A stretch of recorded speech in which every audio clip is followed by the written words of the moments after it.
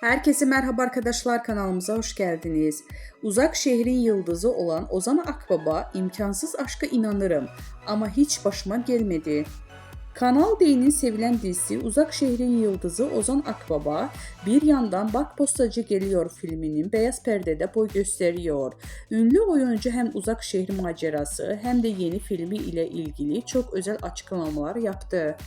Kanal D'nin reytingler rekormeni dizisi Uzak Şehrin Yıldızı Ozan Akbaba Bak Postacı Geliyor filmiyle beyaz perdede boy gösteriyor.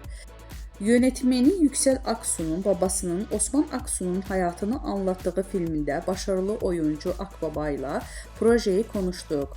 Osman'ın tam bir Anadolu adamı, her şeyi safça yaşıyor, özellikle aşkını dile getiren ünlü oyuncu filmin yanı sıra uzak şehir ve aile hayatıyla ilgili soruları da yanıtladı. Güzel bir yolculuktu. Senaryo iyiydi, ekip iyiydi, çektiğimiz şehir çok güzeldi. Senaryonun enerjisi de çok iyiydi. İmkansız aşka inanır mısınız sorusuna, filmde Osman imkansız aşkı için mücadelesini anlatıyoruz. Siz imkansız aşka inanır mısınız sorusuna, inanırım tabii ki. İmkansız aşk var. Sizin başınıza geldi mi sorusuna, benim başıma gelmedi ama bir takım çıkarımlarda bulunuyor insan.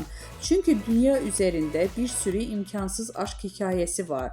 Hatta bazıları çok destani ya da çok masalı. Onlarla yola çıkmak, evet, imkansız aşk var ama